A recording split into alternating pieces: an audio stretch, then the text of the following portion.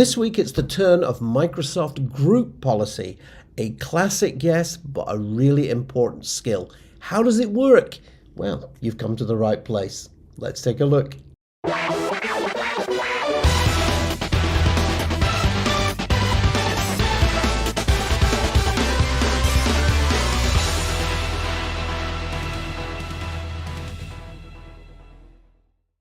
Greetings, my fellow YouTubers. Welcome back to the channel. I really appreciate you stopping by.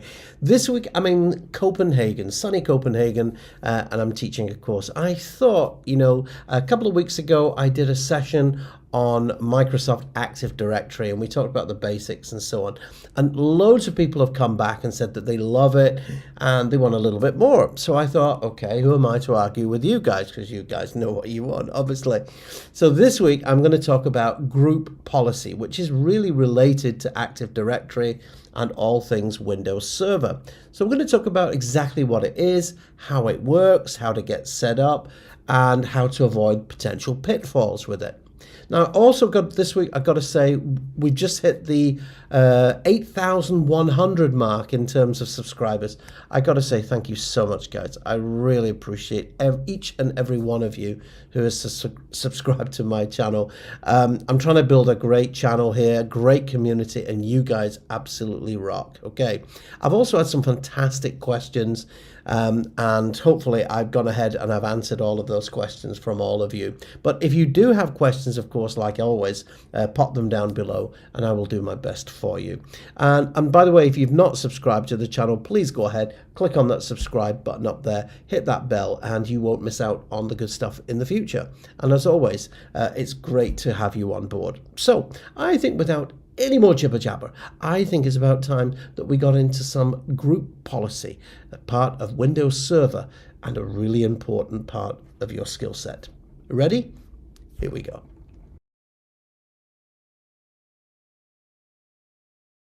So first of all, just to set the scene, what I've done is I've gone into Active Directory and I've created a user account called James Kirk. If you missed that, by the way, on how to do that, you can take a look at my last video on Active Directory, which I recorded a couple of weeks ago.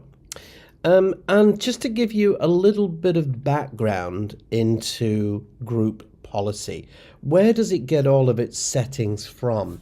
So what I want to do is I'm going to open up a little utility called the Registry Editor. All right, and I'm going to right click onto this and you're going to want to open this up as an administrator. So the registry is a really important aspect of modern computing, and it kind of all changed back in 1995 when Windows 95 first came out, and to be honest, hasn't really changed much since then. But what we essentially have is you have a computer, you've got your HKey classes root, which contains basically all your different types of software that the system supports. You've got HKey current user, so this is all the configuration settings about the user who is currently logged on at this machine.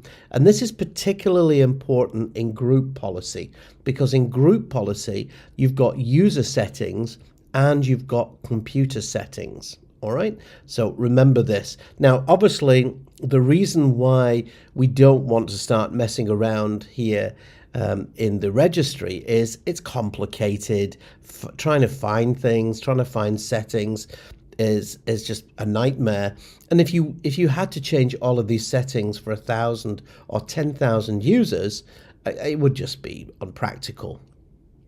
HKey local machine, of course, is all the settings about your machine. So here you can find that we've got system, for example, and you have something called the current control set. And these are all your current settings for this particular machine. Now, you'll notice here that there's a couple of previous control sets. So these are used in disaster recovery scenarios where, for example, boot sequences don't work right and you can go back to a previous setting. So for you guys, just key things to note, all the user settings are stored in HKey current user, and in HKey local machine, it's all your computer settings. HKey users contain all the information about all the users who have currently logged on. Now you can see here that there's not many logged on, but couple of interesting little things here. You can see that we've got a few users, and one user here ends with a 500. Did you know that that's an administrator account? So you can see if the number ends in 500, that's an admin account. The other thing that we've got is also the HKey current configuration for both the software and the system. Now, like I said, it would really be impractical for us to go and start editing the registry. So instead of that, what we do is we have a look at group policy. So let's take a look at the basics.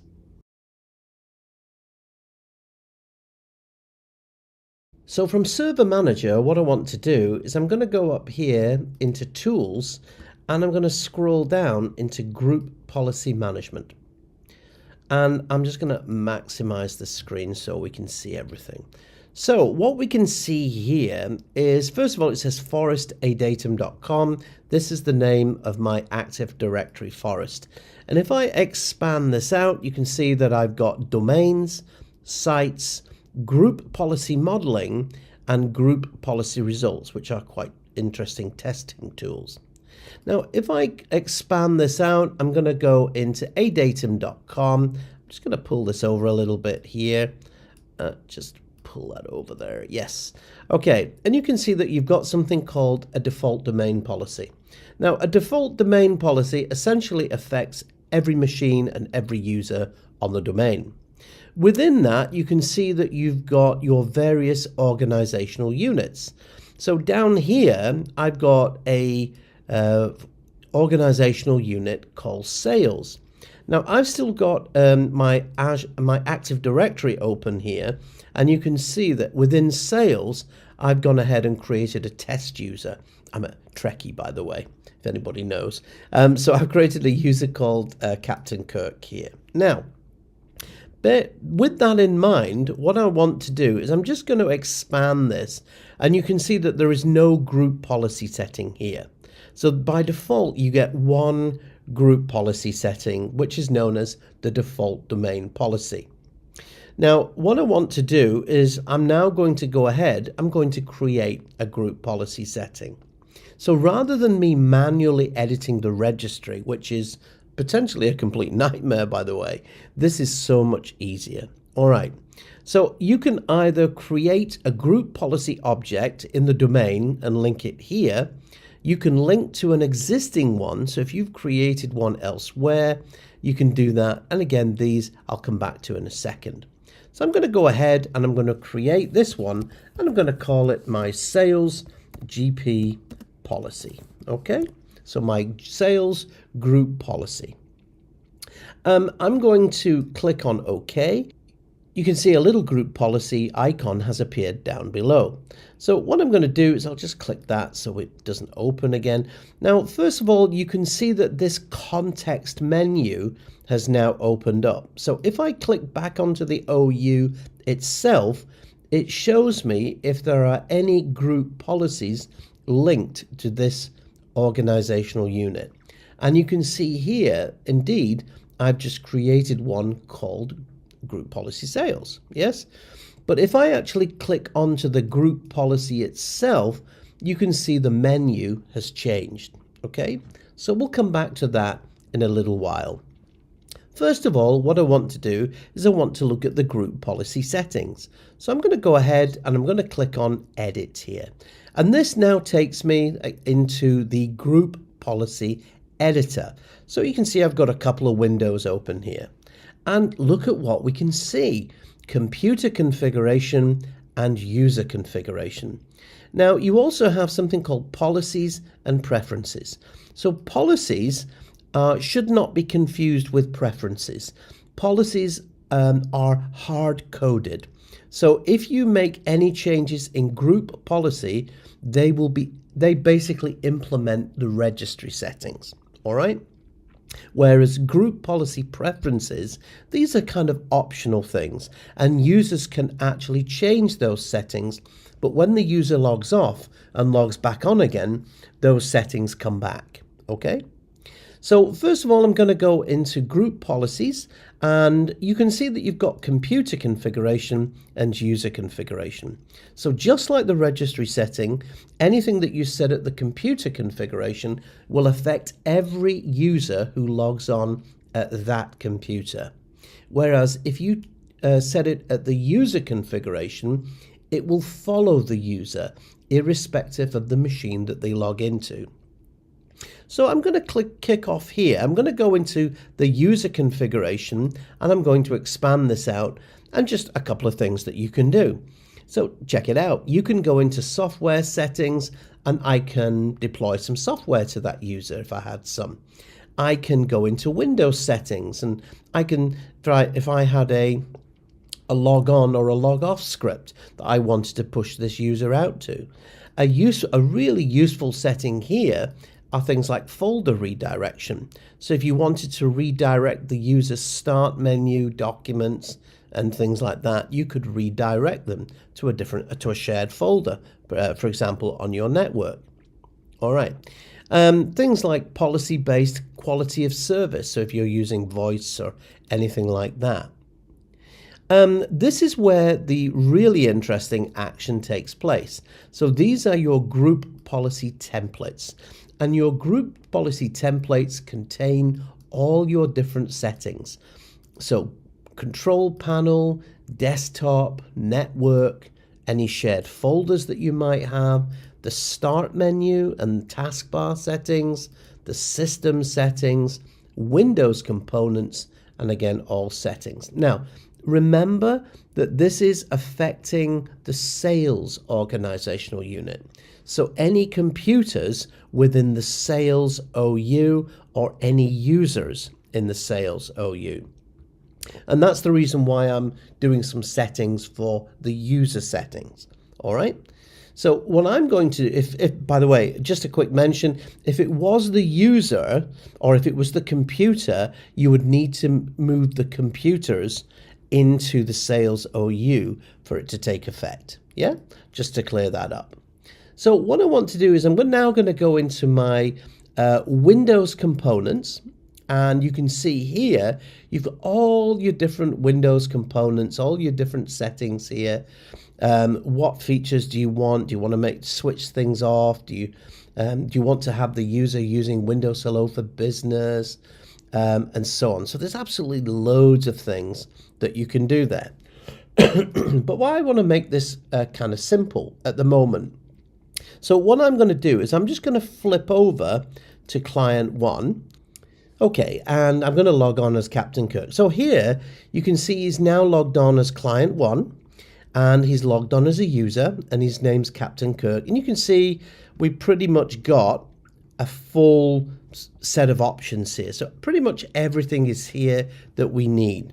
Now, if you want to curtail some of his settings, what I can do is I'm just going to flip back to DC1, and let's see if we can make some changes for this user. All right. So first up then, I'm going to have a look at some of the desktop settings, and just to show you how it works, you've got lots of different settings here that you can implement. Okay. So for example, I could say hide and disable all items on the desktop. So you'll remember that he had a couple of items. He had Edge and something else. So I'm going to enable that. And what that does, that enables it. That writes that into the registry for that particular user. Other things that we've got, you've got the start menu and the taskbar. So you can see that we've got lots of different options here. And I can say, do you want to, add log off to the start menu? Force start to be in full screen. I could lock the taskbar, turn off personalized menus. You can do all kinds of things. What I'll do, actually, I will go ahead and say, yeah, let's add the log off option to the taskbar. All right. So I'm just going to scroll that and move up and click OK. All right. So we've now added the log off to the start menu. All right. So I've done a couple of changes. All right. So let's see how that looks. So let's just see what that looks like from the user perspective. So I'm going to just close that. I'm now going to, now just before we come out of it, to enforce these registry settings, what I'm going to do is I'm just going to open a command prompt by typing CMD, and you need to run this as an administrator. All right. And in here, I'm going to type in GP update space /force. And what this will do is it will force the group policy settings to be written. All right. Now, I'd just like to point out, of course, that I'm going to flip back to client 1. And what we're going to need to do here for client 1 is you're going to need to log off. And of course, you're going to need to log back on again. So again, I'm just going to, let's just put the password of Captain Kirk in again. So I'm logging in as Kirk, and let's see if those group policy settings have taken effect. Okay, so look, you can see here those icons have gone, the settings have changed. So the good news is the group policy has now been applied. Okay, so I'm going to switch back to my DC and let's have a look now at some of the advanced settings. So let's look at some of the enforcement actions. I'm just going to close that down and I'm going to go back into my group policy management here. Now, I'm going to go into sales, and what I'm going to do is I'm going to click onto the sales OU, and looking at the properties here, you can see that if I go into, there is a tab that says group policy inheritance. And what that means is there are two types of policies in play. There's an explicit policy which I've explicitly applied to my OU, and there's an implicit policy, which in this case is the domain policy, which has come down, is waterfalled down from the default policy. Now, from an admin perspective, I might not want that. So what I can do is you can right click the organizational unit here, and I can say, hey, I want to block inheritance of this OU, and you can see like a little blue exclamation mark appears here. Okay, and you can see it's now blocking the default domain policy. Now, you switch your hat now from your organizational unit admin now to your domain administrator. So the kind of things that you can put out for the default domain policy, for example, I'm going to go in here and I'm going to go into, let's say, my computer configuration, into my Windows settings, and in here you might have things like security settings. So for example, things like account policies, things like do you want to monitor the event log? Things like account policies includes things like your password policies. How many characters do you want? Do you want to enforce things like multi-factor authentication? Do you want to have an account policy where you can set an account policy threshold so if the users forget their passwords? All very, very useful things. Other things that you can do here, you can also create a startup or a shutdown script. And this is just one of thousands of different options here. So the fact is, though, that once you've created that policy, let's say your account policy, password policy, the last thing that you want is you don't want an administrator of an organizational unit being able to basically block inheritance of that policy.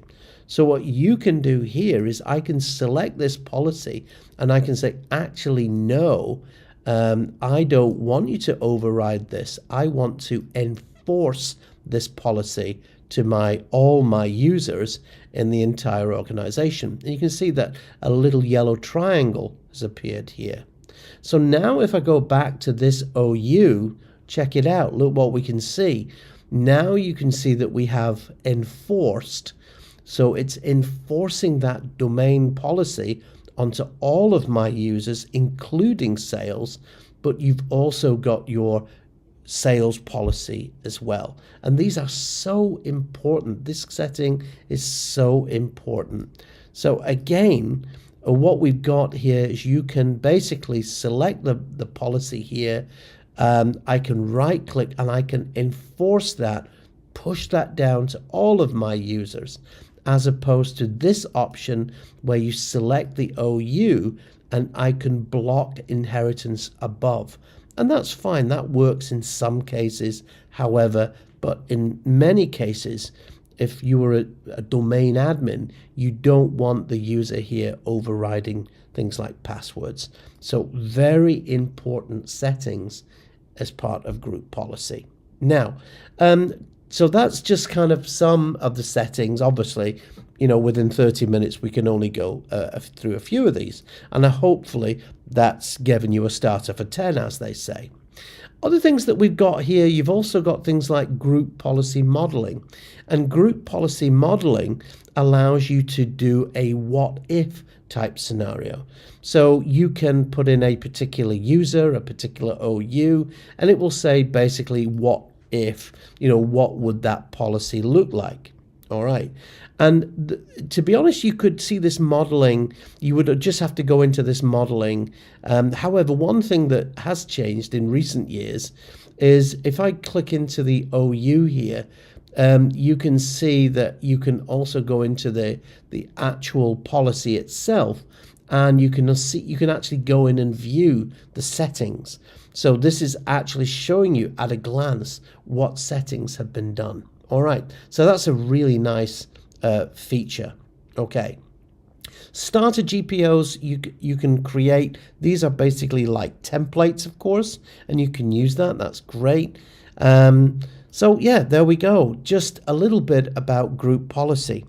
So in that session, we've looked at the registry. We spoke about the registry.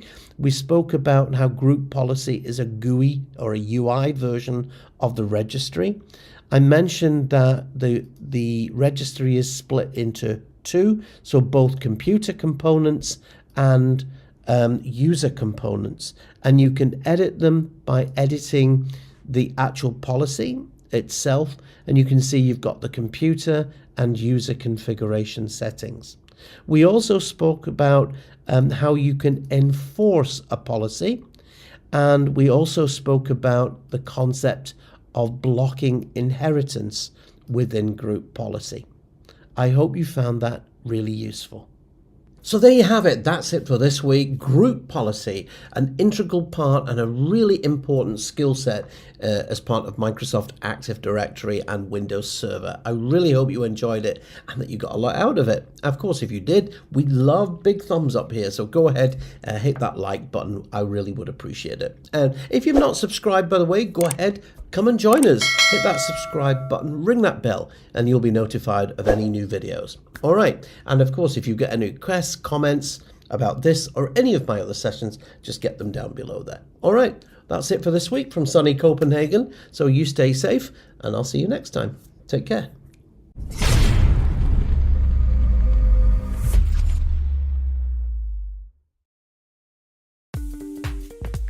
Hey, thanks so much for dropping by today. Here's a couple of videos that you may enjoy, and while you're here, go ahead, click on the subscribe button and you won't miss out.